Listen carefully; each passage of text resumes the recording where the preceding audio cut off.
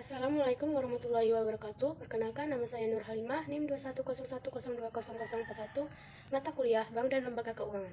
Dosen pengampu Ariski Andrinaldo, SEMAK. Baiklah, di sini saya akan menjelaskan tentang sistem keuangan di Indonesia. Sistem keuangan adalah sistem yang terdiri atas lembaga jasa keuangan, pasar keuangan, dan infrastruktur keuangan, termasuk sistem pembayaran, yang berinteraksi dalam memfasilitasi pengumpulan dana masyarakat dan pengalokasiannya untuk mendukung aktivitas perekonomian nasional. Sistem keuangan memiliki peran yang sangat strategis dalam mendukung kegiatan perekonomian. Sistem keuangan yang merupakan bagian dari sistem perekonomian menjalankan fungsi intermediasi yang mengalokasikan dana dari pihak yang mengalami kelebihan dana surplus kepada pihak yang kekurangan dana defisit. Oleh karena itu, untuk dapat menjalankan fungsi intermediasinya secara optimal, maka dituntut sistem keuangan yang stabil dan beroperasi secara efisien. Sistem keuangan yang tidak stabil dan tidak efisien sangat rentan terhadap berbagai gejolak sehingga dapat mengganggu perputaran roda perekonomian. Pentingnya stabilitas sistem keuangan. Beberapa definisi stabilitas sistem keuangan yaitu sistem keuangan yang stabil mampu mengalokasikan sumber dana yang menyerap kejutan yang terjadi sehingga dapat mencegah gangguan terhadap kegiatan sektor real dan sistem keuangan.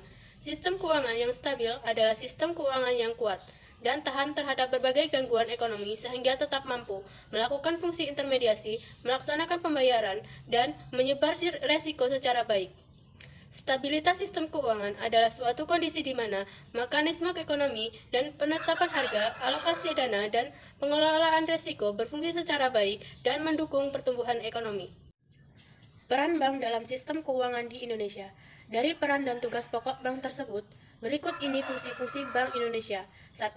Menjaga stabilitas moneter. Setiap negara punya bank yang disebut sentral. Di sini, Bank Indonesia berperan sebagai bank sentral. Karena statusnya itulah, Bank Indonesia memiliki fungsi menjaga stabilitas moneter dan sistem keuangan.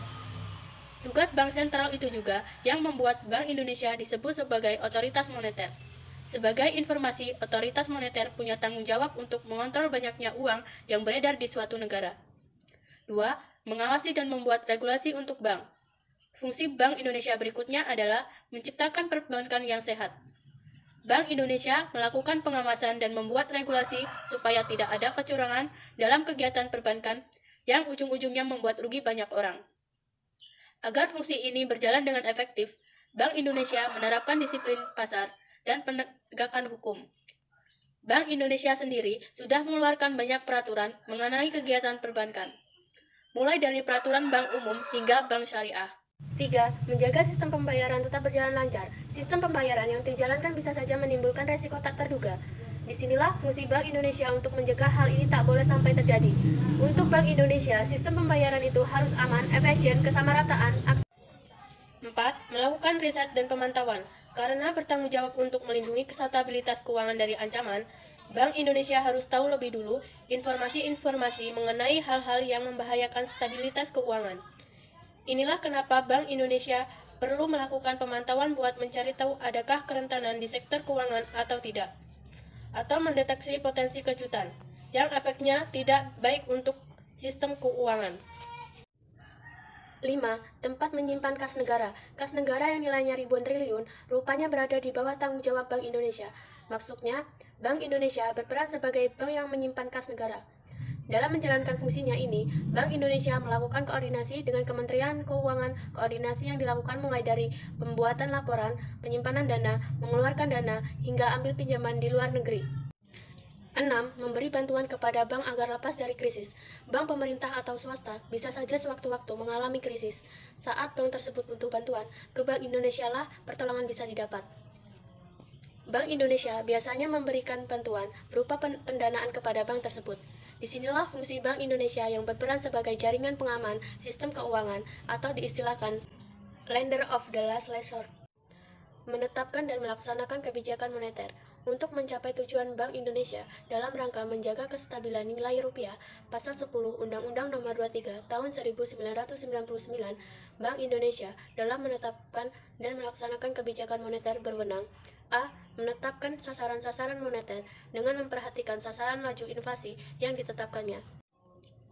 B. Melaksanakan pengendalian moneter dengan menggunakan cara-cara yang termasuk tetapi tidak terbatas pada operasi pasar terbuka di pasar uang baik rupiah maupun valuta asing, penetapan tingkat diskonto, penetapan cadangan wajib minimum, pengaturan kredit atau pembiayaan dalam rangka pelaksanaan pengendalian moneter yang dilakukan Bank Indonesia.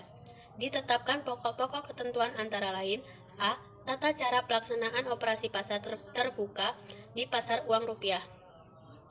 B. Tata cara pelaksanaan intervensi valuta asing dalam rangka stabilisasi rupiah.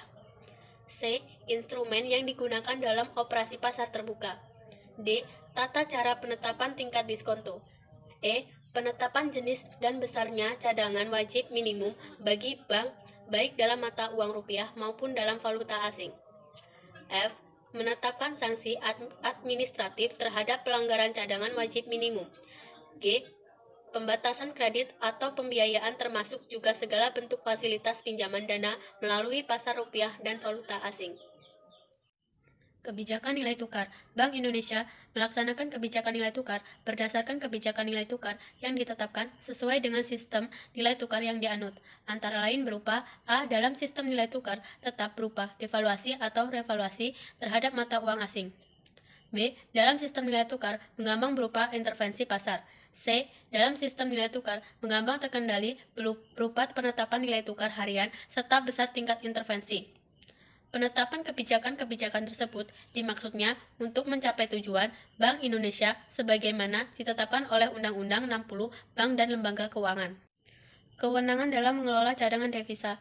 Yang dimaksud dengan cadangan devisa adalah cadangan devisa negara yang dikuasai oleh Bank Indonesia, yang tercatat pada sisi aktiva neraca Bank Indonesia, yang antara lain berupa emas, uang kertas asing, dan tagihan lainnya dalam valuta asing kepada pihak luar negeri yang dapat dipergunakan sebagai alat pembayaran luar negeri. Penyelenggaraan survei. Yang dimaksud dengan survei adalah berupa pengumpulan informasi yang bersifat makro atau mikro, seperti survei mengenai kegiatan usaha, survei konsumen, survei perkembangan harga aset, dan survei-survei lainnya yang diperlukan dalam rangka pelaksanaan tugas dan wewenang Bank Indonesia, termasuk survei dalam rangka penyusunan dan penyempurnaan statistik neraca pembayaran. Tugas mengatur dan menjaga kelancaran sistem pembayaran. Dalam rangka mengatur dan menjaga kelancaran sistem pembayaran, Bank Indonesia berwenang: A. Melaksanakan dan memberikan persetujuan dan izin atas penyelenggaraan. B. Mewajibkan penyelenggaraan jasa sistem pembayaran untuk menyampaikan laporan tentang jasa sistem pembayaran, kegiatannya. C. Menetapkan penggunaan alat pembayaran. Peran sistem keuangan di Indonesia. Sistem keuangan memegang peran yang sangat penting dalam perekonomian. Sebagai bagian dari sistem perekonomian, sistem keuangan berfungsi mengalokasikan dana dari pihak yang mengalami surplus kepada yang mengalami defisit. Apabila sistem keuangan tidak stabil dan tidak berfungsi secara efisien, pengalokasian dana tidak akan berjalan dengan baik sehingga dapat menghambat pertumbuhan ekonomi.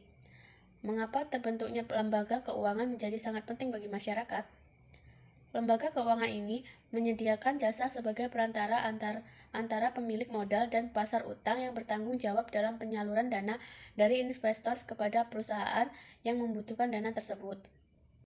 Kehadiran lembaga keuangan inilah yang memfasilitasi arus peredaran uang dalam perekonomian, di mana uang dari individu investor dikumpulkan dalam bentuk tabungan, sehingga resiko dari para investor ini beralih pada lembaga keuangan, yang kemudian menyalurkan dana tersebut dalam bentuk pinjaman utang kepada yang membutuhkan.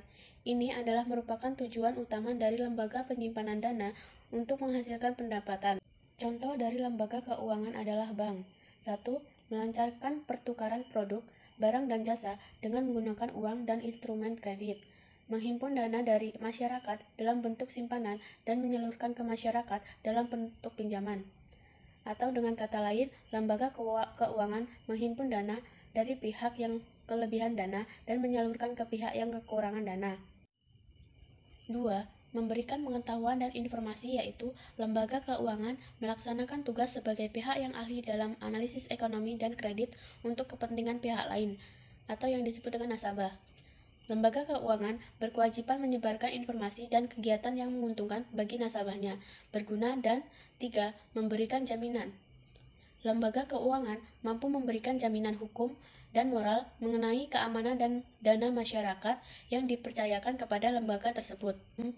Menciptakan dan memberikan likuiditas. Lembaga keuangan mampu memberikan keyakinan pada nasabahnya bahwa dana yang disimpan akan dikembalikan pada waktu jatuh tempo. Sekian penjelasan dari saya. Saya Akhir. Wassalamualaikum warahmatullahi wabarakatuh.